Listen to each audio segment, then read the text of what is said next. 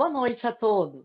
Prezados colegas da Polícia Federal, das instituições de segurança pública co-irmãs e a todos os profissionais das demais áreas interessados no tema que estão aqui presentes. É com muita alegria que recebemos todos os inscritos para o primeiro seminário Saúde Mental dos Profissionais de Segurança Pública. Esperamos que essa oportunidade signifique o ponto de partida para que todos reconheçam que não estão sozinhos nessa jornada. Estamos aqui hoje para tentar redefinir o significado de saúde mental em nossas instituições. Esperamos identificar o que nos perturba e como agir e reagir diante das vicissitudes diárias. Este seminário orienta a não transformarmos nossas dificuldades em sofrimentos pessoais. Nosso objetivo principal é mostrar que você não está sozinho e que você deve pedir ajuda se achar necessário. A doutora Lucy Pfeiffer dará início ao seminário tratando do tema das reações normais às dificuldades da vida aos sintomas de sofrimento. Doutora Lucy é médica, mestre e doutora em saúde pela Universidade Federal do Paraná, pós-graduada em psicologia com visão psicanalítica, coordenadora do programa Dedica de Defesa dos Direitos da Criança e do Adolescente da Associação dos Amigos do Hospital de Clínicas, membro de vários grupos e projetos estaduais e nacionais de enfrentamento à violência. Desejamos a todos um excelente seminário. Estamos aqui com a presença da doutora Lucy Pfeiffer, que voluntariamente ministrará esse seminário tão importante para todos nós. Boa noite, doutora Lucy. Boa noite, Luciana. Obrigada pelo convite, obrigada pela oportunidade de falar de saúde mental, que tão pouco se fala, não? Então, quem sabe hoje a gente possa começar uma série de conversas. Eu estou à disposição para as dúvidas, para as perguntas. Ainda vamos ter mais um encontro com a doutora Márcia. Depois eu volto daqui a 2 semanas para falar com todos.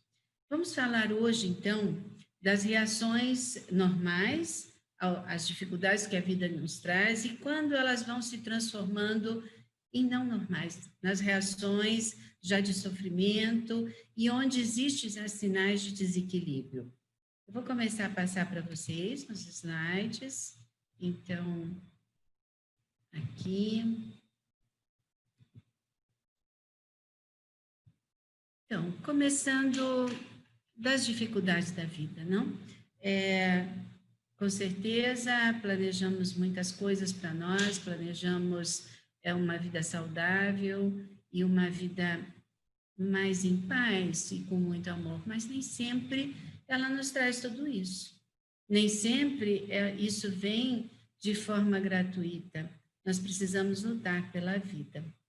E nesse caminho da vida, desde a nossa infância, desde que nascemos, temos alguns enfrentamentos com os nossos parceiros, com os nossos companheiros, com coisas que vêm além da nossa vontade, na nossa profissão. Quanta coisa, mas também quanta coisa boa que a vida pode nos trazer se nós soubermos reconhecer isso. Existem reações que são naturais do ser humano, naturais porque não podemos passar por dificuldades sem que ela mexa com a gente.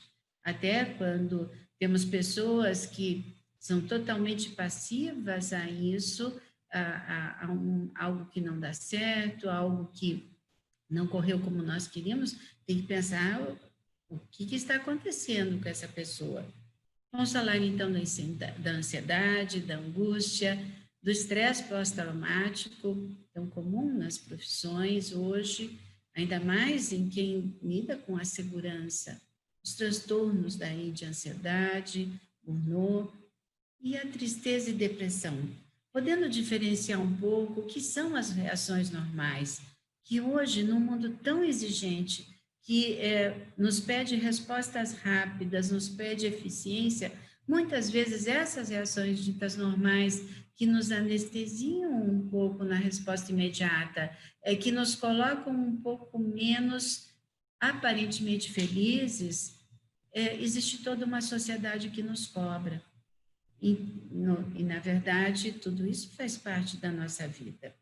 Eu coordeno um programa e, por isso, entendo bastante dos sentimentos, das situações que envolvem violências, porque o nosso programa, o DETICA, ali nós atendemos crianças e adolescentes vítimas de violências graves e gravíssimas, bem como seus responsáveis, a maioria dos agressores, e também alguns agressores quando eles são passíveis de tratamento.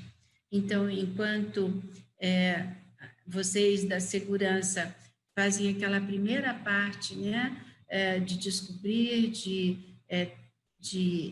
desvendar um crime, de proteger, nós fazemos a sequência e vemos o quanto que muitas vezes faz falta, né, alguém que enxergue a violência e alguém que faça alguma ação no sentido de poder controlá-la.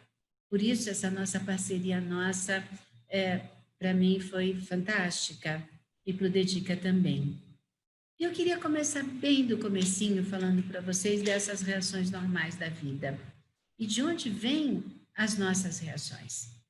Qual a parte nossa quando nós encontramos uma dificuldade na escolha desse caminho? Então, ou será que muitas vezes nós procuramos a dificuldade? Quando as coisas se repetem e se repetem, nós temos que ver que o que existe de comum com elas, as coisas erradas especialmente, né, somos nós. E temos que pensar o que nós estamos fazendo para mudar isso. Que mecanismos nós temos de enfrentar essas dificuldades? E por que será que ao nosso entorno existem pessoas que parecem que a vida fica sempre fácil, outros conseguem fazer dela uma vida mais fácil de ser vivida e outros não. Outros desistem, se entregam às dificuldades e aí sim nós vamos ter os transtornos. Se a gente pensar num dos primeiros mecanismos mais básicos de defesa do ser humano, nós vamos lembrar da ansiedade. E lembrar e podemos pensar na nossa vida, eu convido vocês a me acompanharem com o pensamento e com as suas memórias. Quanta ansiedade gostosa a gente tem na vida, né? O primeiro dia de aula, o primeiro dia do emprego, aquela ansiedade que faz a gente se mexer, faz a gente planejar, faz a gente ter pressa que aquilo aconteça e que até pode nos dar muita felicidade a hora que chegamos lá. Faz parte de uma defesa física e psíquica essa reação diante do novo, diante do não esperado ou daquilo que nós não conseguimos controlar. E realmente muitas pessoas passam a vida tentando controlar tudo à sua volta. É impossível. Então esse novo vai vir. A insegurança vai vir disso que nós não sabemos aonde vai dar. A dúvida e às vezes até o medo do enfrentamento, dos colegas de trabalho que vamos ter, ou que tivemos lá na nossa infância e adolescência, naqueles primeiros dias de aula. Será que eu vou ter um amigo, uma amiga? Será que o professor vai ser legal? Será que eu vou aprender? Quantos serás que a gente tem que lidar na vida? E a insegurança vai existir. Isso faz parte de um psiquismo normal. Quando essa ansiedade vem, como nos preparamos para esse novo? A gente tem sempre um estado de alerta. Lembram?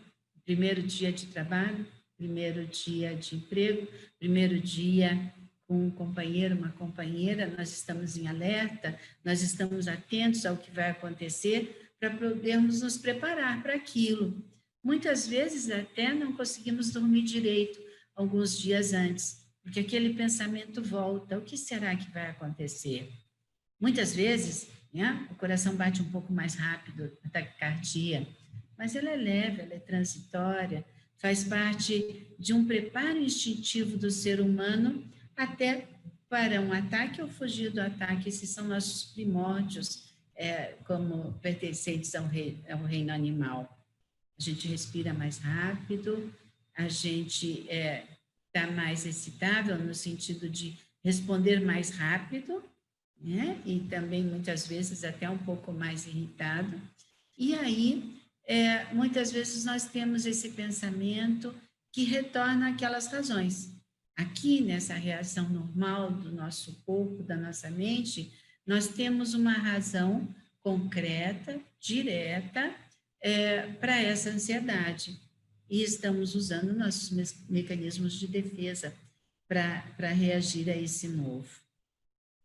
Muitas vezes essas reações vêm, mas nós podemos estar submetidos a muitos tipos de traumas, desde os traumas mais simples, como as decepções, como as negações do que queremos, até traumas mesmo dentro do nosso dia a dia, vamos dizer, um acidente, alguém que nós gostamos que se afasta, e a gente vai passar por um período. Quanto mais grave o trauma, quanto mais frágeis meus mecanismos de defesa, maior esse período do que nós chamamos de estresse pós-traumático. E, com certeza, na profissão que lida com atos violentos, que lida com situações de perigo e de risco, isso pode acontecer muitas vezes na nossa vida. Então, aquilo que foi mais forte, aquilo que nos impactou, vai deixar uma marca. E nesse estresse imediato, o que nós podemos ter? Mal-estar, cansaço, aquele esgotamento mental. Vamos usar como exemplo um acidente de trânsito, uma colisão de veículos, onde alguém pode até não ter se ficado machucado, mas o medo, aquela descarga imensa de adrenalina para que a gente pudesse se defender, não passa assim desapercebido. Vamos passar por um ciclo aí. O primeiro da angústia do que poderia ter acontecido. E nossa mente é muito fértil nisso. Então, do que poderia ter acontecido, mas não aconteceu. Né? Muitas vezes o arrependimento, puxa, não devia ter ultrapassado. Puxa, não devia estar nessa velocidade. E até mais um arrependimento se nós somos cientes do risco. Então, esse é um princípio fundamental. Se sabemos do risco e nós estamos desafiando esse risco, existe algo de errado entre nós. Então, ou conosco, não entre nós, desculpe, conosco. Então, se eu sei que um excesso de velocidade vai me levar a uma maior possibilidade de colisão, e essa colisão pode fazer com que eu tenha um trauma, fazer com que quem está comigo tenha traumas, eu tenho que pensar o que eu estou fazendo com a minha vida e por que eu estou tendo esse comportamento. Muito logo em seguida vem a culpa, eu não devia ter feito, né? E a partir daí todo um sintoma realmente mental, de um esgotamento, de uma hiperatividade, reatividade, qualquer barulho, qualquer som, qualquer coisa que me faça lembrar aquele momento do trauma, vai fazer com que eu reaja de uma maneira muito mais exacerbada do que seria o meu normal. E muitas pessoas começam a se isolar até para não ter esse novo contato com algo que lembre esse trauma. É normal, ele passa. Agora não podemos passar para o outro lado. Quando aquilo do que escapamos, ou bem, ou com algumas marcas, mas escapamos, passou, ele faz parte da nossa história. Ele não pode mais fazer parte, esse trauma, de todos os nossos dias. Ele já passou. Então, o que não podemos é, a partir de um trauma, passar a viver o nosso presente como se ele estivesse acontecendo todos os dias. Aí vão vir as crises de angústia, aí de novo, mais que um mal-estar, realmente muitas pessoas começam a desenvolver doenças, ficam com infecções com maior frequência, processos alérgicos, quem tem uma tendência às alergias, crises de asma. Então, essas dores vão vir como um deslocamento daquele sofrimento. E aí, podemos ter mesmo os terrores noturnos, os pesadelos, muitas vezes associados ao trauma, muitas vezes trazendo outros traumas que tivemos na vida, numa confusão da nossa mente, que está desgovernada. Aí os pensamentos ficam repetitivos, eles passam a dominar o nosso pensar, e com isso não conseguimos ver nada além dali. São situações que precisam de ajuda, né? Porque estamos trabalhando com a culpa e com o castigo. Então, se algo eu tive a ver com aquilo, ou mesmo que não tenha havido, minha mente vai perguntar o que eu fiz para aquilo, ou o que eu fiz para fazer mal ao outro, e automaticamente vamos ser nossos carrascos. Então, tudo isso que eu disse para vocês antes seriam os nossos castigos. E muitas vezes eu posso ter aquela reação de pânico, de horror, do trauma, frente a situações que possam lembrar algo. Vou dar um exemplo para vocês. Vamos dizer que foi uma colisão de um veículo vermelho com o meu num dia de chuva. Pode ser que por algum tempo, todos os dias nublados e de chuva, eu me sinta triste. E eu nem sei por quê, mas eu tenho que me perguntar. Pode ser que eu não goste mais da cor vermelha. Pode ser que pessoas vestidas de vermelho me causem mal. Pode ser que eu nunca queira ter um carro vermelho. Esses são efeitos secundários daquele trauma que tem que passar, porque ele já passou. E se não passa, o que eu posso ter na sequência? É frente a algo que se assemelhe àquilo que me fez sofrer, eu me paralise. E veja, não podemos fazer isso, né? Quem trabalha com segurança não pode arriscar isso frente a algo que se repete, que causou sofrimento. Aquele sofrimento tem que ter sido elaborado para que se possa enfrentar outras situações. Senão, a carga desse trauma atual, vai se somar aos anteriores. E muitas vezes nós podemos ter um efeito de paralisação. Então, se nós pensarmos assim, nesse caminho, né, seria aquela incompreensão, primeiro, do que aconteceu, a dor psíquica. Eu vou ter uma tendência de dizer foi o outro que avançou o sinal, até ou dizer não foi. Muitas vezes em sonhos, mesmo sonhos diários, a gente pode pensar, não, isso não aconteceu comigo. Mas depois vem a nossa culpa. E ela tem que ser elaborada. Erramos na vida, né? E nós temos que pensar o que nós erramos, aonde falhamos, para que a gente não repita o erro.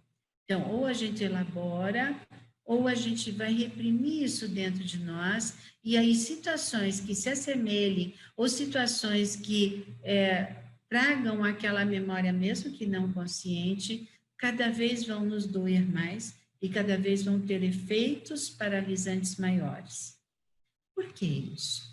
E eu vou perguntar para vocês, e vou convidar de novo, a vocês pensarem de onde vem essa nossa estrutura psíquica, de onde vem esse nosso poder de elaborar, esse poder de continuar a vida, mesmo depois de situações difíceis.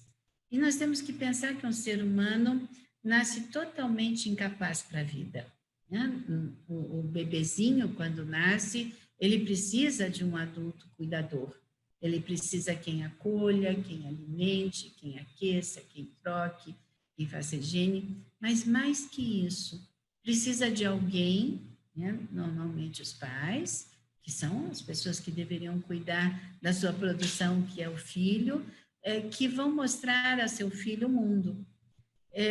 Eu posso apresentar um mundo muito colorido e cheio de oportunidades para o meu filho. Ou eu posso apresentar, se eu não estou bem, um mundo de dificuldades. Eu posso apresentar para o meu filho um trabalho que eu não gosto. E aí depois eu quero que meu filho estude para que no futuro ele tenha uma profissão. Mas como ele vai querer estudar, dá trabalho estudar, se eu não ensinar para ele que aprender é muito bom, que saber é muito bom, que vai facilitar a nossa vida e vai torná-la muito mais divertida. Agora, se eu mostro um mundo onde tudo isso é ruim, como eu vou querer que esse filho daí na adolescência ou na idade adulta possa achar uma profissão que ele tenha prazer? E nós deveríamos sempre, na maioria dos dias, sempre ter prazer naquilo que escolhemos fazer como nossa profissão. sempre no sentido de ter orgulho do que fazemos. Vamos ter dias ruins, onde a gente pode até ficar bravo com o que escolhemos, mas o básico que vem antes disso é isso que eu quero. E esses pais, então, vão apresentar o mundo de acordo com a sua janela. E seria muito legal se vocês pudessem pensar como os pais de vocês apresentaram o mundo, né? Se fala muito de genética, se fala muito de herança, mas mais que isso, e nós vamos ver que a criança aprende com o que é dito a ela, com os exemplos que ela vê, com as coerências desse mundo adulto e com ela, que ela vai conseguindo comparar através das outras pessoas que ela vai se relacionar na adolescência. Apresentamos o mundo aos nossos filhos dentro da nossa janela. E é essa apresentação e o que eu vou orientar meus filhos que vai fazer como essa criança, esse ser humano, depois adolescente e adulto, vai se relacionar consigo mesmo e também se relacionar com o outro. Se eu respeito uma criança, se eu ensino e não educo como se domesticasse, ela vai ter respeito por ela mesma e pelo outro. E nesse tempo, nascemos com mais de 100 milhões de neurônios. E o que faz a diferença entre a inteligência, a capacidade, a rapidez de raciocínio é o estímulo que esse pequeno ser humano vai ter. Os neurônios estão lá e conforme eles vão sendo usados, nós vamos ter as sinapses. Então, ensinamos uma criança essa é a bola, depois é a bola amarela do seu irmão. E cada ensinamento desse vai ser uma nova sinapse. Por isso temos que falar, ensinar, explicar para uma criança e muitas vezes. São essas sinapses que vão nos tornar cada vez mais capazes de viver a vida e fazer as escolhas que temos que fazer. Nós nascemos com uma malha como se fosse uma malha muito grossa, né? Daqueles pescadores de peixe grande. Mas depois nós vamos fazendo essas conexões até que nossos neurônios, as sinapses que temos, são como um tecido completamente opaco. Por exemplo, nesse caminho, temos neurônios que vão desaparecer. Se eu sou destra, eu vou usar mais minha mãozinha direita. A criança vai usar mais a mão direita quando pequena. Mas eu preciso estimular a esquerda também. Porque se eu não estimular a esquerda, os neurônios de coordenação motora fina vão desaparecer. E vocês vão lembrar de muita gente que a outra que não é dominante, muitas vezes é totalmente incapaz de qualquer movimento mais delicado. Se a gente pensar desse desenvolvimento neuropsicomotor, ele é progressivo, nós precisamos de crianças saudáveis que tomem vacina, isso serve para todos vocês, os filhos, os netos, né? Mas ela vai fazer uma imagem corporal nos primeiros anos de vida, descobrir a mão, descobrir o pé, só depois que ela descobre o pé que ela consegue sentar. Mas junto com isso está se formando uma árvore da constituição psíquica, dos valores morais, dos éticos, da verdade, do certo, do errado.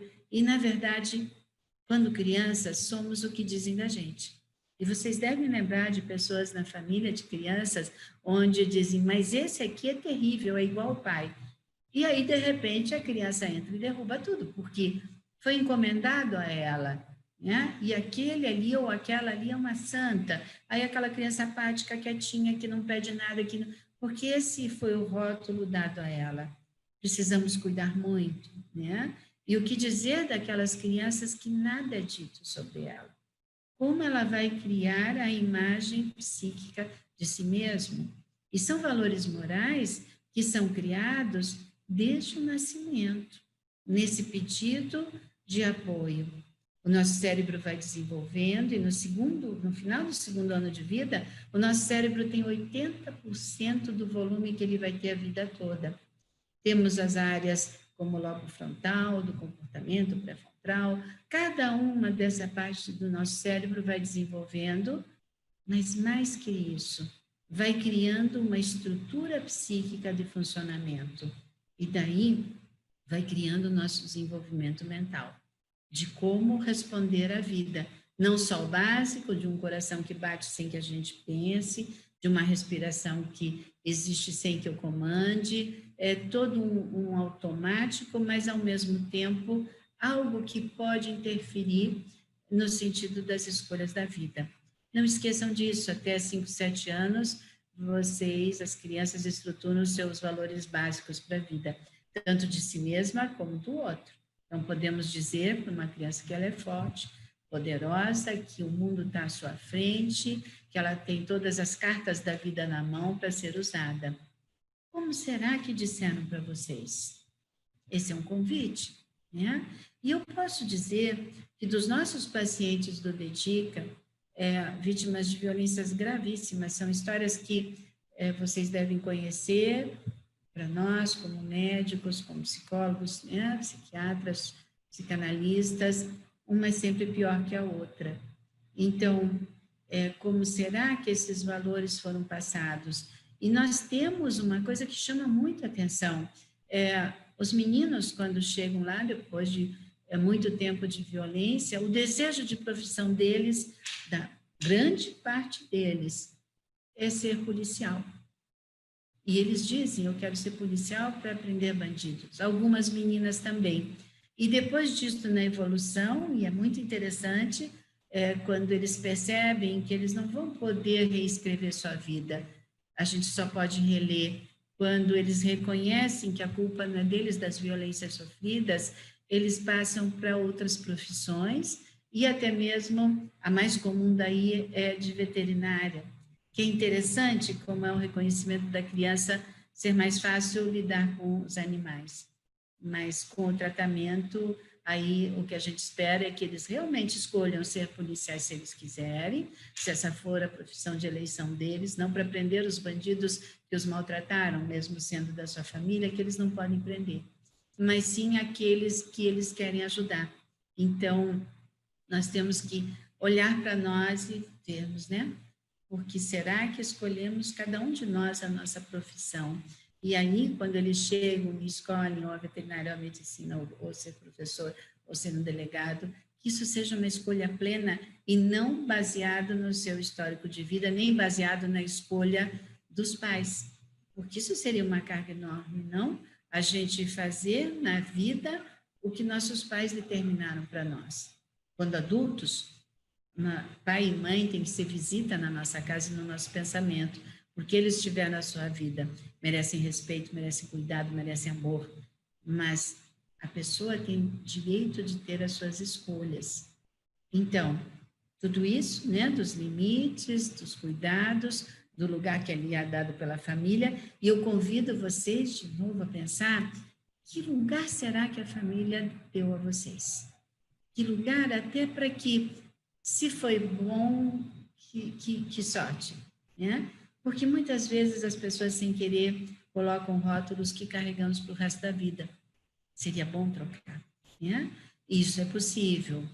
Na adolescência, esses valores vão ser revistos pela percepção das coerências, daquilo que os pais disseram, com o que existe no mundo, mas sempre com a base daqueles valores da infância.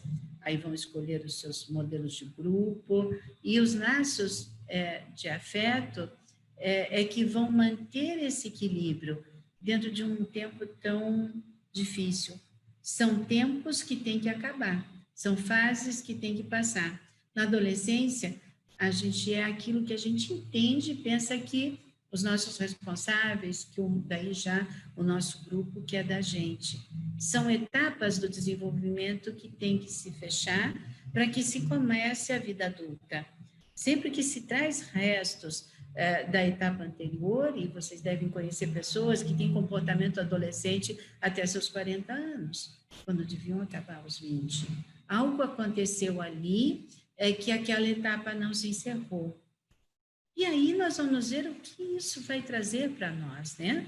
Quando que essa ansiedade, começando por ela, deixa de ser defesa? Quando aquele estado de alerta ocasional, ele é constante. É a pessoa que chega e diz, eu sou ansiosa. Não, ninguém nasce ansioso. Essa pessoa está numa crise, num desequilíbrio, onde a ansiedade passou a ser seu modo de enfrentar a vida. E isso que é automático, como eu falei, o coração que bate sem que a gente perceba, a respiração que acontece sem que eu precise mandar nela, isso começa a ser visto. E começa, até algumas pessoas acham que podem até fazer o coração parar, não vão conseguir nunca pela nossa vontade. Não vão conseguir nunca parar de respirar pela nossa vontade.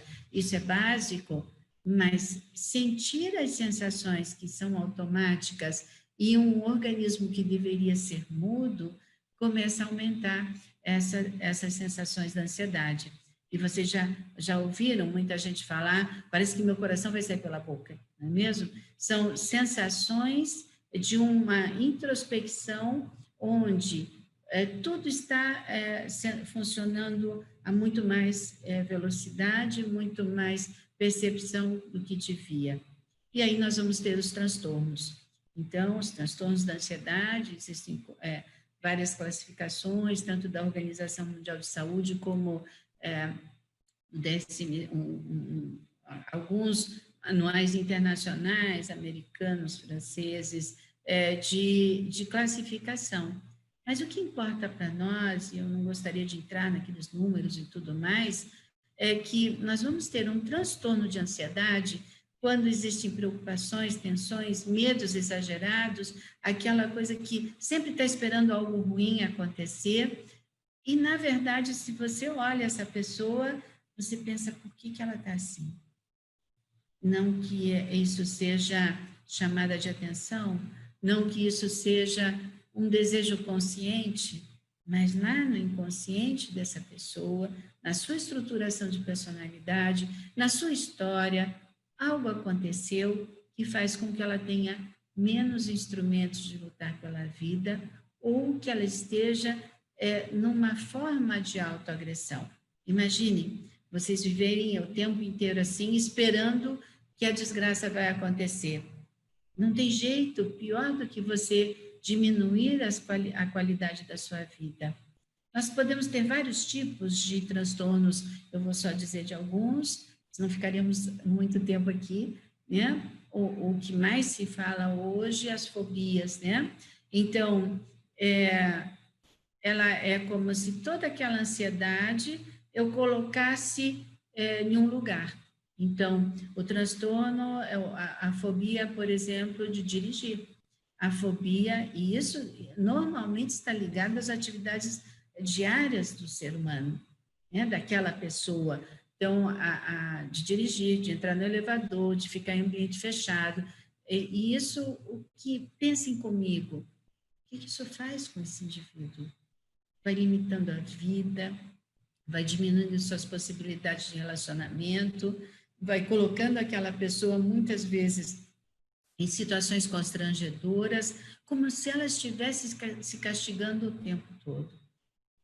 Seria tão bom conversar com alguém. É hora de procurar ajuda, é hora de procurar profissionais da saúde mental, porque muitas vezes a pessoa aceita aquilo como uma condenação, e muitas vezes na família, que já tem a predisposição de aceitar isso como normal, vão dizer, não, desde pequenininho você é assim. E às vezes a gente vai olhar para trás e dizer, nossa, minha mãe era assim, meu pai era assim, minha avó, sei lá, alguém onde essa pessoa pode ter se espelhado, não por herança, mas naquilo que a gente estava conversando, os valores, os conceitos, o modo de lidar com a vida, nós aprendemos com quem nos cuida na primeira infância, na segunda infância e na adolescência. Pode ser revisto, porque a sensação é muito ruim, né? A sensação que o ar vai acabar, se está nessa determinada, então, dentro de um elevador, foge da coerência, porque todos sabem que no elevador que vai e vem não vai acabar o ar, né?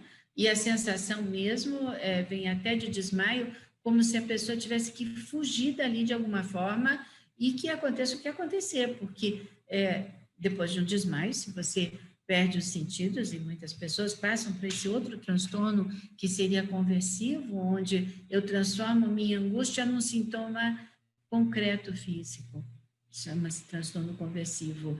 E se espera, então, que os outros à nossa volta deem conta de nós. Nós acabamos entregando nossa segurança, nosso bem-estar e até a nossa moral para um outro. E os medos aparecem, e vão nos escravizando cada vez mais, né? E o medo é exatamente, ele vai sendo progressivo até aquilo de pensar, será que eu estou enlouquecendo? Né? Será que eu vou morrer? E a ideia de morte vem muito forte nos transtornos fóbicos. Quando eu tenho um transtorno de ansiedade generalizada, eu tenho uma preocupação excessiva com coisas simples, né? E que duram muito tempo. Agora, quando eu tenho as fobias, eu tenho coisas pontuais. Eu falei da fobia do elevador, e existem as fobias sociais que são extremamente limitantes. E a gente tem que daí pensar, de novo, lá na infância, qual lugar nos deram? Como foi que nos educaram? Com incentivo ou com aquela crítica constante? Você tirou 8, você só estuda, mas você deveria tirar 10. Né? Ou a única coisa que você tem que fazer é estudar, você tem que dar conta disso. Então, vamos pensar, poderia ajudar muito a todos nós, podemos sempre rever o que valor nós trazemos da nossa história. E aí, nas fobias sociais, o medo é de ser exposto, é de que todos olhem, a sensação é que todos estão olhando e criticando, que todos estão olhando e achando defeito, todos estão vendo o nosso trabalho e aquilo vão achar que não é bom, vão criticar. E o medo pior é de não ser aceito. Então, começa a se evitar as reuniões, começa a se ficar isolado, é como se houvesse algo que nos tornasse de menor valor, ou insuficientes para enfrentar aquilo. Eu sempre digo para os meus pacientes, tá, você entra numa festa, por que todos olhariam para você? Ou será que você é tão importante que você acha que você entrando, pronto, né? A atração da festa vai ser a sua insuficiência, vai ser o pouco valor que você dá a você mesmo. O que acontece? E as sensações são muito ruins. A pessoa não faz isso porque quer. Então, ela tem sensações físicas, de tremor, de enjoo, muitas vezes até a urgência de ir ao banheiro. E percebam que essas sensações são tanto disposição do seu mal-estar, quer dizer, eu dou a ver para o outro o meu mal-estar e, ao mesmo tempo, procuro situações de fuga.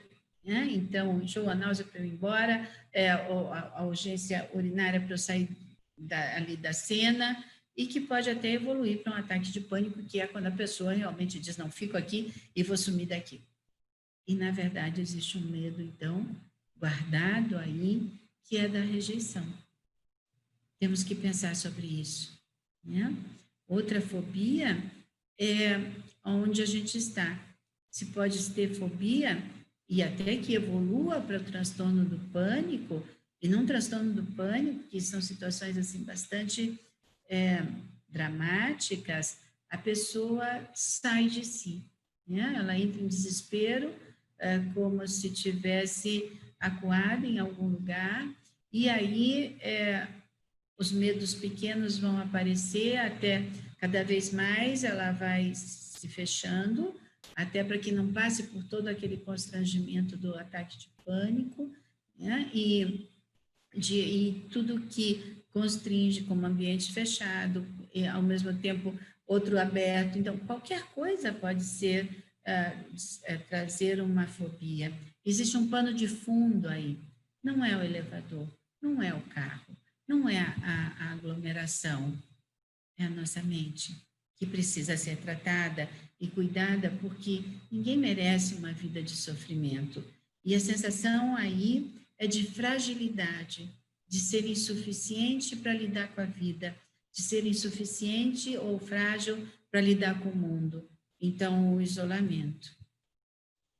Eu espero que vocês estejam me acompanhando até aí. Fica a proposta de perguntas, se eu não fui clara em alguma dessas partes.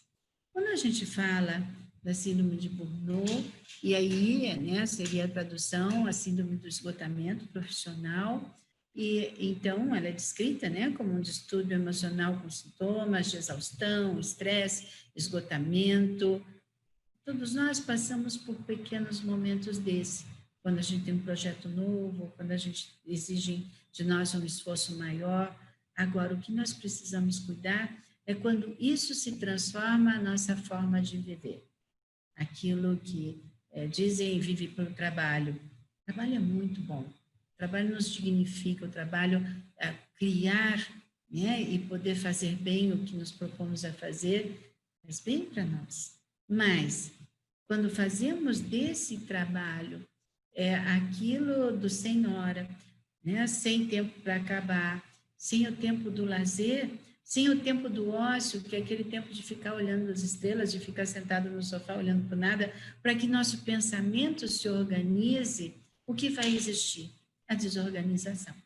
Então, podemos ter a síndrome por exigência, e daí temos que dizer, até aqui eu posso ir, a partir daqui não mais, até porque qualquer um que entre no esgotamento vai saber, a atenção fica dispersa, né? A capacidade de concentração, a capacidade de raciocínio vai se lentificando e nada adianta ficar até horas da noite fazendo um projeto. É um desgaste, as coisas não vão sair e aquilo que você está planejando parece difícil demais. Quando, se você tivesse um tempo para você mesmo, um tempo de uma refeição gostosa, de você pensar em coisas agradáveis, com certeza no passo posterior vocês teriam uma mente muito mais clara e disponível para criar, para trabalhar, para fazer. Muitas pessoas dizem, mas eu não posso deixar de fazer, porque senão eu vou sobrecarregar meu colega. Vai sobrecarregar, porque a nossa máquina humana, ela tem seus limites. E quando a gente tenta ultrapassar os limites, você caminha pouco, você anda pouco. Vai chegar ao esgotamento e daí você vai dar muito mais trabalho para o teu parceiro. Então, a principal causa é o excesso de trabalho. Podemos pensar nisso quando expomos um funcionário, um profissional, sobre o nosso cuidado ao excesso. A gente está fazendo com que aquela pessoa se desgaste sua saúde e também o resultado final, com muita chance, vai ser ruim. O excesso nunca é bom para ninguém, qualquer tipo de excesso. Então, precisamos cuidar, porque a partir desse esgotamento, e nós temos que pensar, isso vem do meu modo de viver a vida, de olhar a vida, sou eu que me encho de responsabilidade e aceito sempre um novo projeto, um novo projeto, um novo projeto, um novo desafio, além do que eu dou conta, ou alguém está tentando fazer isso comigo, e daí nós temos que dizer, tanto para si mesmo, como para o outro, até aqui eu dou conta. A partir daqui, existe uma grande chance de falhar. Vocês não podem falhar, né? Existe uma grande chance de errar. Existe uma grande chance de que todo o nosso raciocínio seja mais lento e que a gente se torne uma pessoa irritada, uma pessoa ansiosa, uma pessoa difícil de suportar. Até mesmo nós com dificuldade de nos suportarmos. Mas o que é de maior risco para quem trabalha com segurança é a lentificação do pensamento e o atraso nas reações de defesa. Cuidado, né? Isso não pode ser uma escolha de como viver a vida, nem pode ser uma imposição de como fazer um outro viver. Nós precisamos cuidar porque nossa mente tem limites e ela tem mecanismos de defesa para dizer para nós, ó, não está dando, né? E a gente tem que perceber. Muitas vezes, se é um modo de viver a vida, nós podemos achar 1000 desculpas para isso. E eu perguntaria, tá, se você está tão afundado nesse projeto, nesse pega mais um, pega mais um, pega mais um, do que você está fugindo na vida? O que será que tudo isso está ocupando de espaço na sua mente para você não pensar? O que não está bom, que está sendo escondido aí, com essas super tarefas, né? E se isso é imposto, tem que ser revisto, porque nós estamos colocando em risco as pessoas a que isso é imposto. Então, lembre, identificação do pensamento, atraso nas reações de defesa, menor produção do trabalho. Então, ou aceitamos isso demais e nós temos que pensar o que nós não estamos querendo ver dentro de nós, ou aceitamos essa imposição. Na primeira, vamos arrumar 1000 desculpas para fazer isso, e na segunda, é preciso que haja uma conversa, porque o resultado final não vai ser bom nem de um jeito nem do outro. Vamos falar um pouquinho agora, a gente está quase terminando, das reações, então, do ser humano, né? A diferença entre a tristeza e a depressão. Como eu falei lá no começo, hoje, no mundo rápido, no mundo exigente, no mundo onde as pessoas precisam aparecer felizes, e se a gente olha nas mídias sociais, muitas vezes existem 1000 fotos da pessoa rindo, brincando e tal, e quando você conhece a pessoa, aquilo não combina com o indivíduo que você conhece. Como se nós fôssemos obrigados a estar sempre felizes, dispostos, tendo sucesso, para ser aceito pelo outro. Daí somos máscara, né? Não somos nós. Nós não precisamos mostrar, e não é um outro que nos importe, né? Até nós podemos decidir não mostrar nossa decepção de um dia para alguém que a gente quer bem, até porque talvez com a conversa com essa outra pessoa aquilo comece a ter menos valor. Mas quando eu começo a querer me mostrar super-herói para muitos, onde estão meus valores?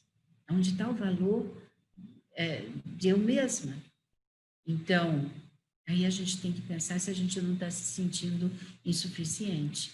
E por isso criando essas máscaras, ou respondendo ao mundo do consumo, ao mundo do comércio, ao mundo das aparências. Então, quando temos situações na vida, é normal que a gente tenha tristeza. A tristeza vem das insatisfações com a vida que a gente está levando. Eu não vou dizer com a vida toda, porque não pode ter insatisfação com a vida toda. Se tiver insatisfação com a vida toda, algo de errado aconteceu e está acontecendo no nosso pensamento. Mas eu posso ter insatisfação com a vida que eu estou levando hoje. Por exemplo, uma vida onde eu escolhi muitos trabalhos, muitos projetos, né? Então existe a minha obrigação, onde eu sou carrasca de mim mesma, né? E ao mesmo tempo a insatisfação. Algo sensato dentro de mim diz, não é essa vida que eu quero ter. E nós podemos mudar muitas vezes de vida. Então, de uma para outra, procurando aquela que nos faz bem. Então, ou a insatisfação com a vida, ou com um outro que ou é nosso parceiro, é nosso companheiro, quem está à nossa volta, ou até mesmo com os caminhos que escolhemos. E podemos voltar e escolher outros, ou melhorar esse que estamos. Muitas vezes escolhemos um caminho e deixamos de investir nele, como se fosse automático caminhar. Não é. A gente todo dia precisa semear a nossa vida e ir regando aquelas partes que já estão construídas, né? Agora, a pior insatisfação é com nós mesmos. E aí a gente tem que perguntar aonde nós estamos falhando. A gente pode ter inconformismos, né? Que seria já um grau mais avançado, que daí eu estou pondo no outro a razão da minha tristeza, com o que a vida nos ofereceu. Será? Mas ou não nos ofereceu? Tá, se eu queria, eu lutei por isso, eu fracassei, tá? Posso lutar de novo? Posso mudar meu objetivo?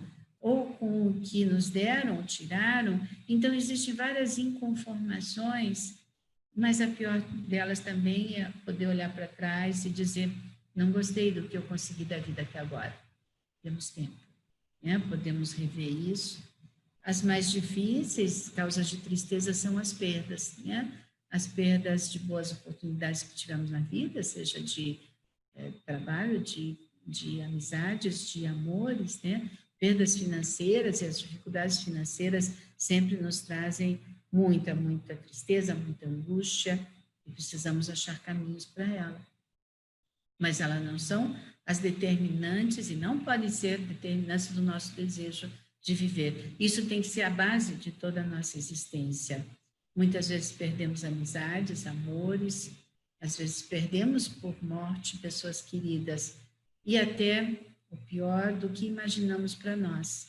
Mas são situações onde nós temos que não tem solução, né? Frente a uma morte, não existe nada que se possa fazer. Somos mortais, somos humanos e somos impotentes para isso. O luto tem que ser feito, ele tem seu tempo de tristeza, e o que não pode acontecer é quando o luto se torna a nossa razão de viver.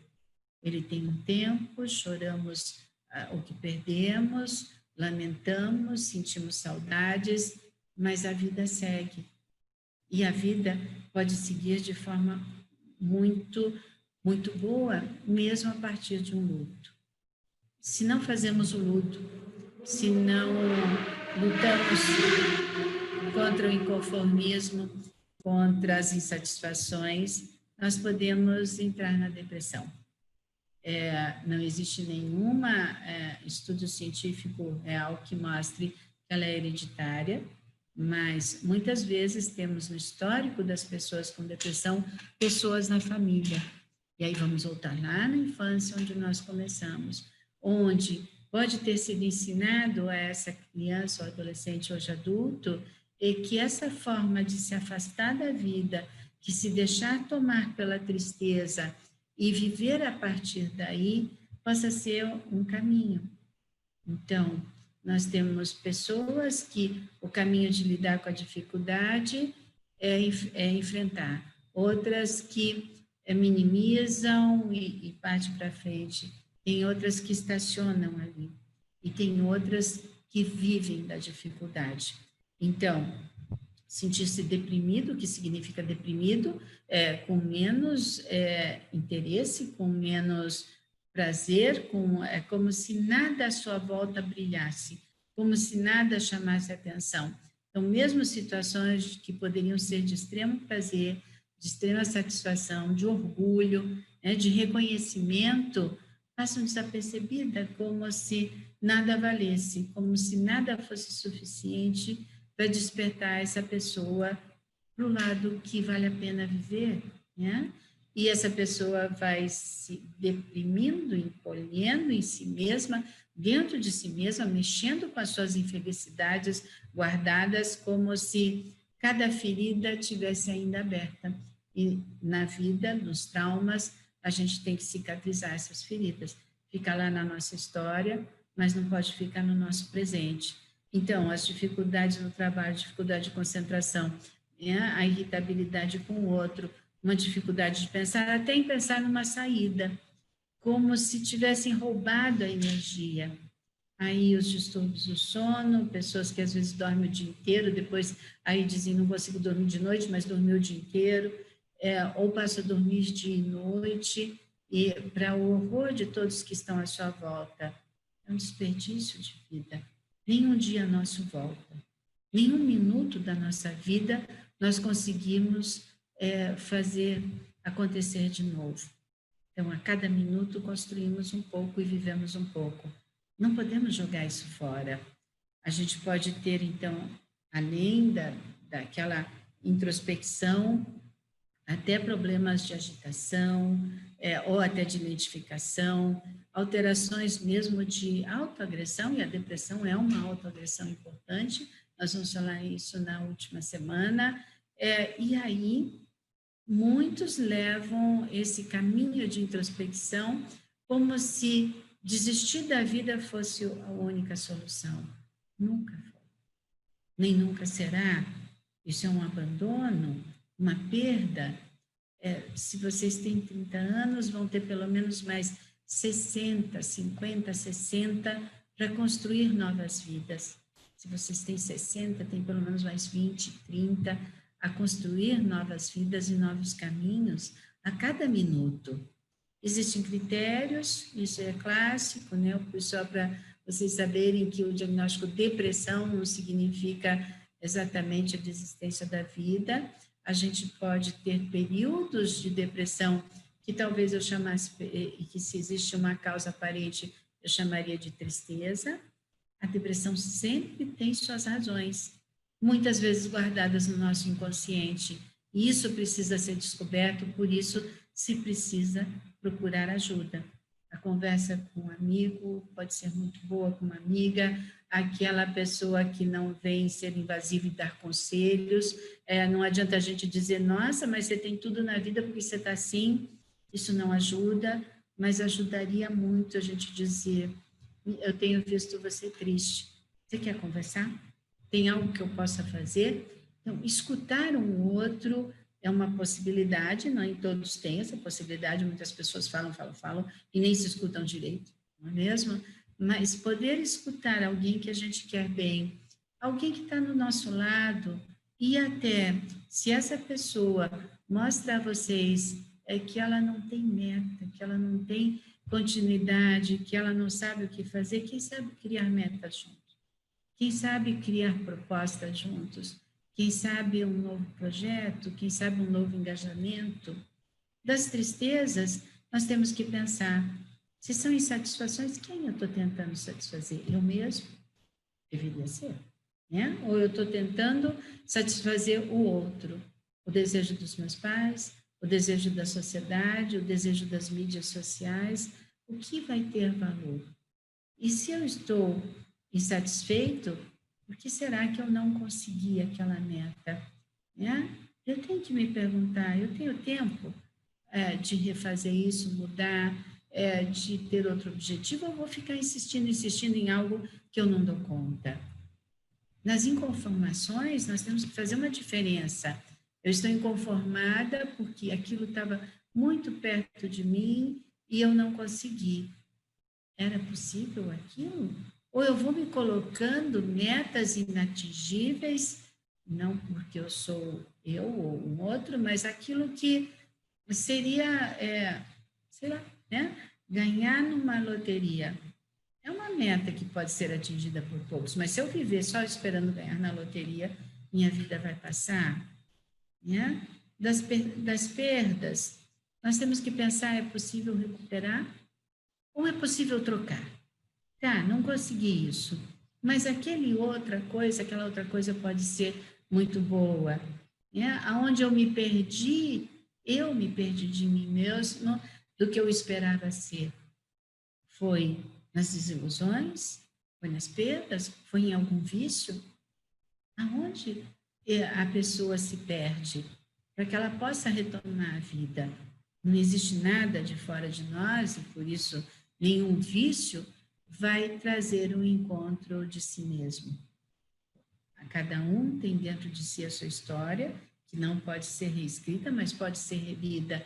E eu convido vocês a relerem a história de cada um, tendo dificuldades ou não, até para fazer um filtro do que foi bom, levar adiante, levar para os seus filhos, para os seus netos, e um filtro daquilo que não foi bom, mesmo que tenha vindo de pessoas muito queridas nossas, ou símbolos da perfeição, como são os pais, nossas mães, nossa família. É o que veio de bom de lá. Todos nós erramos em algum tempo da vida. O que a gente precisa cuidar é que a gente não erre o suficiente para nos destruir ou destruir um outro. O luto tem que ser feito e a gente sempre tem que pensar, tenho tempo para uma nova vida, uma vida que eu posso reformar essa, ou reconstruir, ou fazer novas escolhas, sempre escolhendo viver, porque daí eu tenho chance. Daí eu tenho chance de ter algo que vale a pena. Lembre, na adolescência, o adolescente é o que pensa que querem dele. Na idade adulta, já perdemos isso, por sorte, né? Porque não estamos determinados por um desejo do outro, mas na idade adulta, a gente é aquilo que sonharam para nós, desejaram para nós, ou disseram de nós, e com o que eu consegui lutar, com o que eu consegui fazer, e ainda posso escolher ser. A todo tempo da nossa vida, nós podemos escolher ser pessoas que nos agradem, nós mesmos, né? Pessoas de quem a gente tem orgulho, nós mesmos, tendo orgulho de nós mesmos. A cada dia nosso, nós podemos escolher isso. e não uma pessoa que se fecha em si mesmo e lamenta o que tem. Então, frente aos sinais que eu passei para vocês, e vamos ter históricos desde termos sido muito bem recebidos na vida, podemos ter históricos de termos sido muito mal cuidados ou mal cuidados, podemos ter famílias de vários tipos, o que importa é que tenhamos pessoas de relações de afeto. Podemos nem ter mais famílias, mas o que não podemos é escolher algo de fora de nós. O vício nunca vai nos ajudar a chegar a lugar nenhum. Os amigos são partes importantes na nossa vida. E quem sabe a gente possa pensar, né?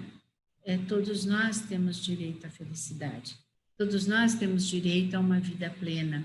Vamos ter dificuldades, vamos ter que enfrentá-las, né? Vamos ter que seguir adiante e construir esse novo tempo de vida. E assim, podemos deixar todos esses transtornos de lado. E se eles acontecerem porque não demos conta e podemos não dar conta, é preciso procurar ajuda. Os profissionais de saúde mental, os psicólogos, psicanalistas, psiquiatras, um clínico geral para conversar com vocês, poderia ajudar muito. E ajudar a enxergar aonde na vida vocês se perderam.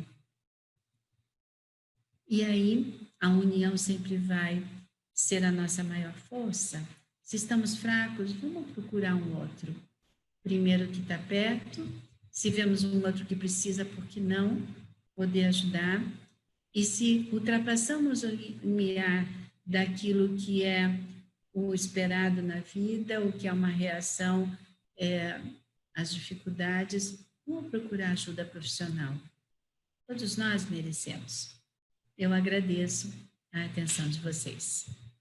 Muito obrigada, doutora. Sua palestra foi muito esclarecedora, maravilhosa, muito boa mesmo. Que bom, Luciana. Espero ter ajudado, né? Pelo menos alguns alertas, né? Um pouco do tradicional, de vários diagnósticos, né? Então, espero ter ajudado. Com certeza. Nós temos algumas perguntas que foram enviadas pelos participantes previamente. Aí nós selecionamos essa primeira, doutora. Aliás, o que me chamou a atenção é que muitas das perguntas foram no sentido de como ajudar, como olhar para o outro. Então, essa primeira pergunta, na verdade, são 3 perguntas em uma, né? Sempre nesse sentido. Ela diz assim: como olhar para um colega de trabalho, amigo ou familiar ao meu lado e perceber tendências, sinais de depressão ou outros sintomas mais graves?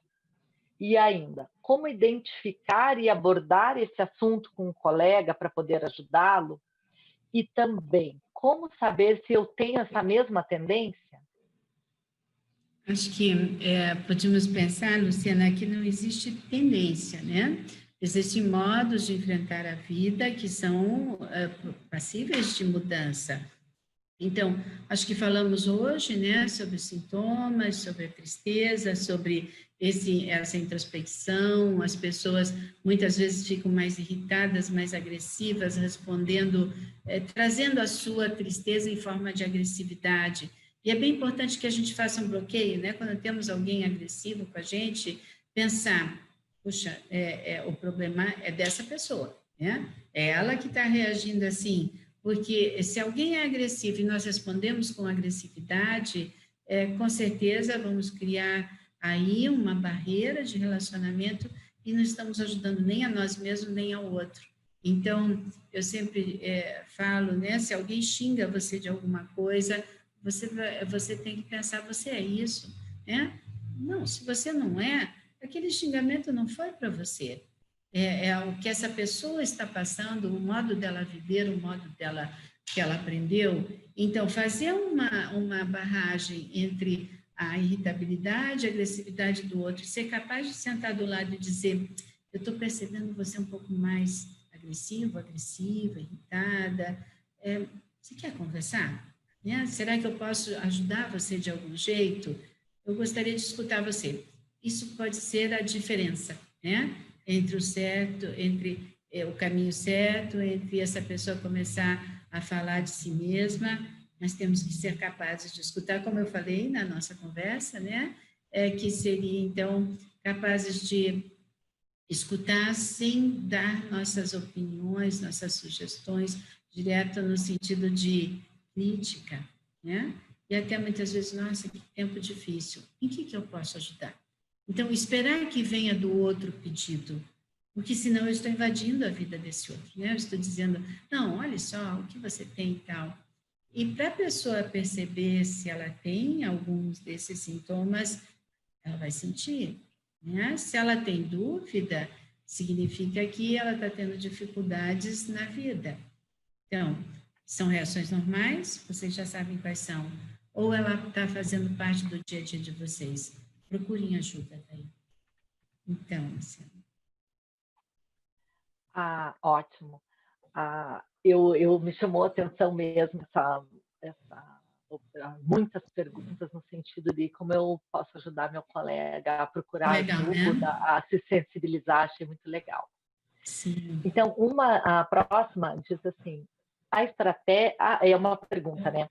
Há estratégias para lidar ou melhorar com a saúde mental dos profissionais da segurança que atuam em delegacias especializadas em violações de direito, como, por exemplo, as delegacias de mulheres e crianças? Isso eu posso responder bem, né? Porque como eu conversei com vocês, eu atuo, né, atendendo essas crianças e adolescentes. Eu imagino como deve ser difícil vocês terem as provas, vocês terem, porque chega para nós a história e algumas provas, né? Mas eu imagino vocês procurando provas, procurando assim aquilo de constatar o crime. Então, Análise de imagens também, que é sim, uma coisa bem deve ser importante. muito difícil. Então, uma das primeiras coisas é não se misturar com aquilo. Então, se somos profissionais, nós estamos de um lado da mesa e aquela violência, o errado está lá. Né? Nós nem o fabricamos, nem o quisemos, não temos parte nisso. E podemos mudar essa realidade. Se a gente vai nesse viés, quer dizer, mesmo assistindo coisas horrorosas, vocês podem pensar que vocês podem mudar para que não aconteça de novo. Então, esse espírito ajuda muito que a gente tenha coragem até de enxergar coisas que a gente pensa que o ser humano nunca deveria fabricar e fabrica, né? São histórias que eles fabricam, o ser humano fabrica. A outra coisa é não se misturar com a dor ou querer sentir a dor do outro. Aquela ideia, você precisa se colocar no lugar do outro. Não, o lugar da gente é de profissional. Se eu me coloco no lugar da vítima, quem vai atender essa vítima? Né? Aí eu tenho 2 vitimados, 2 sofrendo, 2 incapazes de se defender. Então, nós estamos no lugar do profissional, que vai ter que ter a escuta, tentando não trazer para si aquela dor, ou a dor para assim, tipo, pensar, nossa, podia ser meu filho, podia ser minha filha.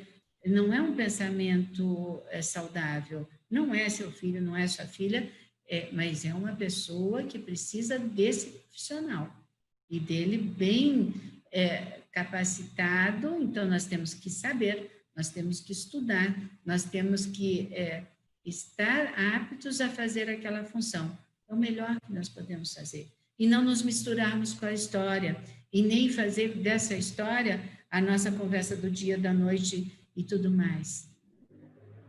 Profissão onde aquilo fez parte do seu dia e você vai fazer o melhor possível. Então, acho que isso nos protege muito. E quando isso ficar insuportável, uma outra ação que é importantíssima é discutir em equipe. Então, chamar parceiros para discutir, se são delegacias, se são varas de infância, elas têm equipe técnicas de serviço social, a psicologia, que é o mais importante aí, né? Então, poder discutir com a psicologia o que vocês estão encontrando e como vocês estão se sentindo. Aí vocês dividem a responsabilidade, e quando a gente divide a responsabilidade, ela fica mais leve. Sim, que acho que tem uma certa dificuldade de você apagar a luz ao sair do trabalho, depois de analisar essas imagens, ou ter contato com essas situações graves, e Sim, deixar tudo da porta do trabalho e para dentro e da porta do trabalho para fora, ter a sua sim, vida pessoal. sim. A gente podia aproveitar o caminho para casa para ir se desvestindo disso, né? Então, o caminho para casa é para ir se desvestindo e seguir a vida que é a vida da pessoa, né? E não trazer a vida profissional para todos os lugares onde a gente vai. Então, é um treino. A gente tem que ter essa capacidade até para suportar a vida profissional, né? Sim. A próxima pergunta fala como fazer com que o policial que trabalha na ponta, nas ruas, nas delegacias, atendendo o público e lidando com crime diretamente, perceba que precisa pedir ajuda a um profissional de saúde mental. Ela me parece um complemento da pergunta anterior. Sim, acho que nós podíamos pensar, veja, se vocês percebem, e não é difícil ver, né? A gente diz, puxa, fulano não está bem, né? Fulano é tão legal, fulano vivia rindo, parou de sorrir, parou de brincar, né? Está cada vez mais sério, mais bravo, mais irritado. Tem algo acontecendo aí. Pode ser um problema transitório, pode ser um momento da vida dessa pessoa que vai fazer muito bem se a gente pensar naquele trauma, no estresse pós-traumático, vai fazer muito bem para essa pessoa poder contar, puxa, me aconteceu isso, isso, isso. Às vezes são até coisas do trabalho, né? Poder dividir e isso alivia, né? Porque quando a gente fala, aquilo está registrado e a gente se escuta. E a partir da nossa escuta, a gente vai procurando automaticamente soluções. Então, não é difícil ver que uma pessoa não está bem. Se você consegue olhar para o outro, vocês vão saber. E aqui a pergunta, ele fala também dele mesmo, né? Ou dela, né? Não, a gente não sabe quem fez, mas como é que eu consigo perceber que eu preciso pedir ajuda para o profissional de saúde mental? Acho que hoje nós falamos bastante disso, né? Isso, Sabe, isso. vamos falar mais um pouco semana que vem e na Uhum. e a partir daí vocês vão perceber que tem sinais de alerta, mas talvez o melhor de todos seja quando a vida está muito difícil de ser levada, né? Quando vocês vão perdendo o encantamento por ela, quando as coisas que antes vocês gostavam deixam de ser interessantes, não porque vocês trocaram por outras e evoluíram, mas sim porque tudo está deixando de ser interessante. Então, está na hora de procurar ajuda. De pedir ajuda. A próxima até diz respeito a uma das nossas ações que estamos batalhando para implementar. Ela diz assim: qual é a importância da assistência psicossocial aos policiais com afastamento por problemas psíquicos? Ela é fundamental, né? Porque, veja, né, se eu tenho problemas infecciosos, eu vou procurar um infectologista. Se eu tenho problemas, né, financeiros, eu vou procurar pessoas que possam me ajudar nesse sentido. Agora, se eu tenho um problema psíquico, eu tenho que procurar profissionais especializados nisso. Daí já estamos num outro nível, né? Dos desequilíbrios, dos transtornos, daquilo que nos atrapalha a vida. Porque mesmo uma tristeza, ela nos desacelera a vida, mas não atrapalha nossas metas, não atrapalha nosso trabalho. Ela pode nos tornar menos produtivos por um tempo, mas quando isso se mantém, que estamos deixando de bem viver. Então, o fundamental é ter essa assistência. Não tem como sarar, e não existe assistência a problemas psiquiátricos que seja só medicamentosa. Acho que a ideia de convidar vocês a verem suas histórias, a pensar nesse caminho, né, que vocês percorreram até agora, é justamente para poder encontrar ali algumas razões, algumas falhas, algumas insatisfações nesse caminho que não trouxeram todas as estruturas psíquicas que vocês precisam, não formaram para a situação que vocês estão. Mas elas podem ser encontradas, né? Tem remédios que vão diminuir a angústia, tem remédios que vão diminuir a depressão, mas nós temos que saber que pano de fundo nós temos aí, para que a razão disso desapareça definitivamente. A importância também da pessoa reconhecendo que precisa de ajuda, que ela se entregue a essa ajuda, né? Que Sim. ela seja aberta para receber essa ajuda, né? A próxima pergunta sugere como minimizar os conflitos no trabalho gerados pelo desgaste ou pelo descontrole emocional.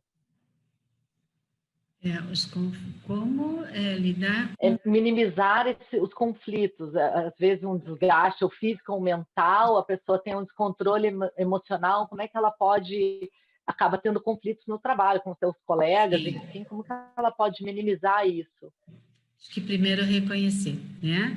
A gente reconhecer a nossa intolerância, a nossa irritabilidade, é uma pergunta bem valiosa, né?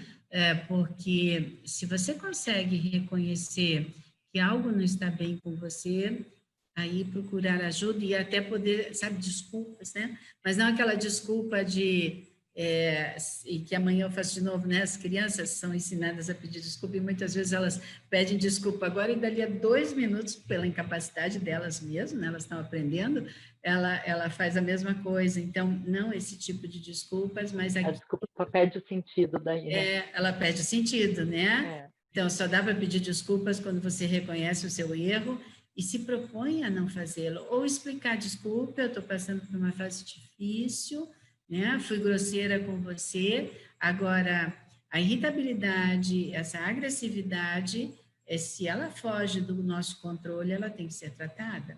Então, eu não posso obrigar o outro a suportar os meus desequilíbrios. Então, até o outro vai suportar um pouco, depois mais um pouco, até que essa relação vai se perder, e é mais uma perda que se agrega àquele mal-estar. A gente precisa ser esperto para reconhecer isso, né?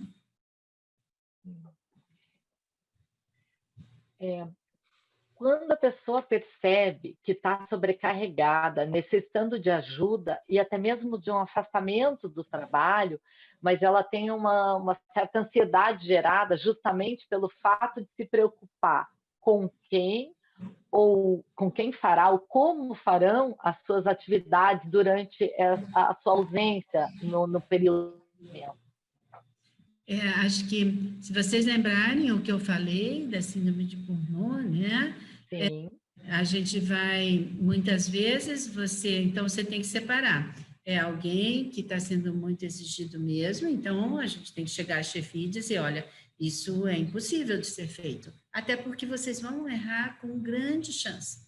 Todo o excesso leva a desvios, né? Nossa mente começa a deixar escapar.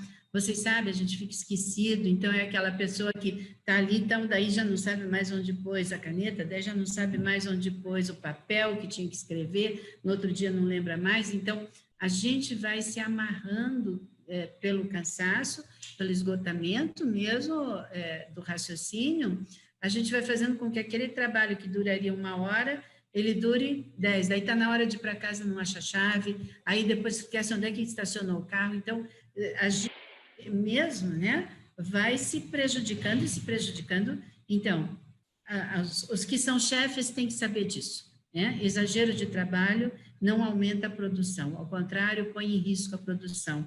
Os que se colocam a trabalhar demais, como eu falei, eles muitas vezes usam várias, daí já como um desvio de comportamento, muitas vezes eles vão agregar várias, mas daí eu vou deixar meu colega, daí eu vou deixar não sei o que, eu vou sobrecarregar. Quando é a hora de dizer, olha, não dá, né? Isso é demais para mim, e pedir ajuda. Aí eu acho que entra um pedacinho até para a próxima pergunta, e nessa também, é onde eu quero chegar e como eu faço para chegar lá. Não é com uma sobrecarga de trabalho ou nem vendo que eu necessito de ajuda e propelando a solicitar essa ajuda porque eu estou pensando quem é que vai fazer o Sim, meu trabalho. A gente não pode sim, ser assim, né? Nós em primeiro lugar, a nossa saúde mental em primeiro lugar. sim. A Até, próxima pergunta, desculpa, sim. doutora. Eu gosto a gente podia pensar como se faz no avião, né? Então, no avião, tem aqueles treinamentos, né? Por sorte, eu nunca precisei usar isso, mas o treinamento lá que eles fazem no começo se cair a pressurização do avião, primeiro põe a máscara em você mesmo e depois você ajuda o lado. Então, se você não estiver bem, não dá para, né? Ajudar o do lado. Então, primeiro temos que cuidar da nossa saúde mental, para daí a gente poder realmente ajudar um outro. Né? Ótimo, é isso mesmo.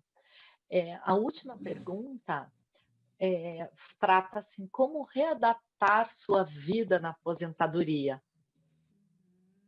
É interessante, né? Porque Sim, expor em perdas a aposentadoria, porque não deveria ser, né?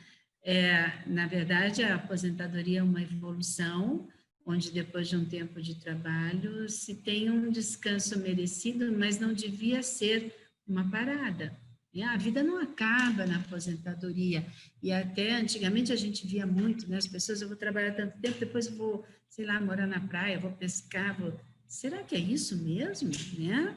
Ou será que uma aposentadoria pode dar chance da pessoa fazer assim os seus desejos mais básicos, né? E até mesmo entrar em outros projetos com a experiência que tem, porque uma pessoa quando chega na aposentadoria tem um caminho de experiências que quem está começando não tem. Então imagine como essa pessoa é valiosa, né? Ela é valiosa para projetos, para ações que já não precisam fazer parte de todo o seu dia, já não precisam, né, fazer parte do excesso, mas sim como um lazer.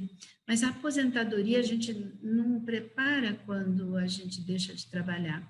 Na verdade, em todos os nossos dias, acho que vocês escutaram, nós temos que ter a hora do lazer, nós temos que ter, em todos os dias, né? Nossa hora de descanso, nossa hora do não obrigação do não pensar, aquilo que não é para ir deitar só na hora que estamos desmaiando de cansaço. Né?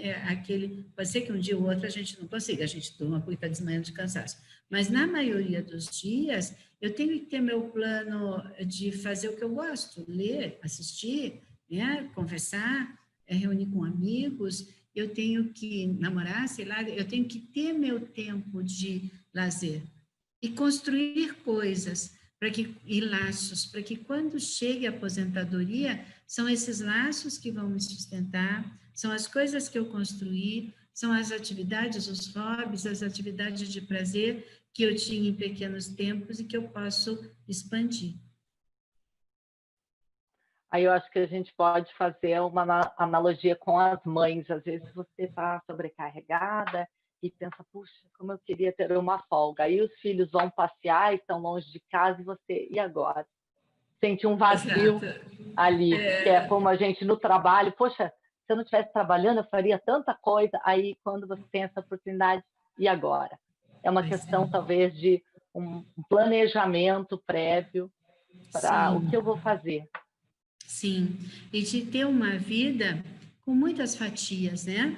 Então, quando a gente Uhum. fala do Bourneau, a vida não pode ser todas as fatias de um bolo, né? A vida profissional.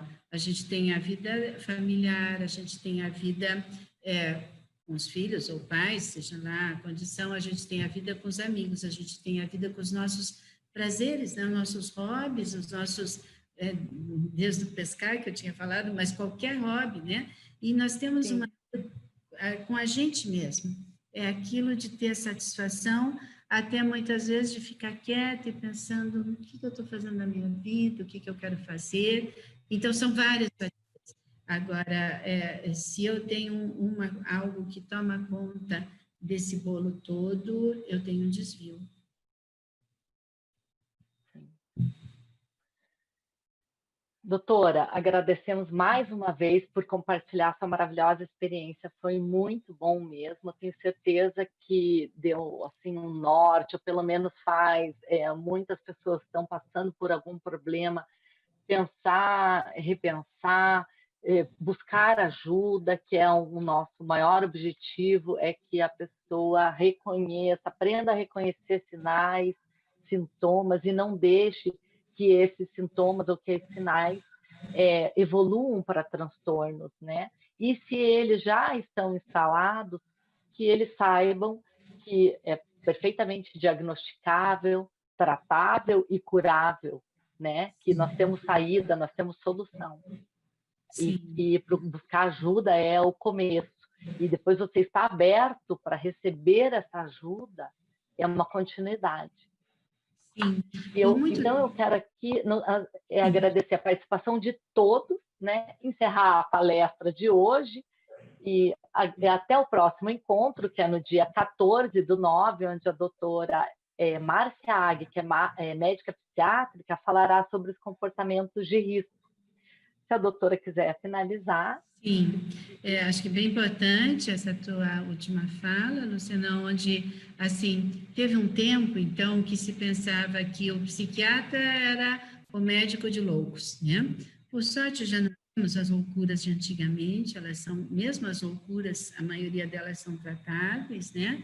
Nem temos mais hospitais de internamento, como tínhamos antes, a saúde mental evoluiu muito, e hoje a gente tem, né, tanto o psiquiatra como a psicologia, a psicanálise, como instrumentos do bem viver. Então, procurar um profissional da área da saúde mental é procurar soluções para a nossa vida. E é um ato inteligente, não é depreciativo, nem é uma coisa que diz que somos inferiores, não. Diz ao contrário, somos inteligentes e vamos procurar os recursos que temos para viver melhor. Eu agradeço muito a atenção de vocês que nos acompanharam. Espero vocês nas outras semanas, né? E quem sabe é muito o que existe de saúde mental, mas quem sabe possa dar, assim, iluminar alguns caminhos para vocês. Muito obrigada, Com certeza. Ana, muito obrigada pelo convite, muito obrigada a todos que me acompanharam.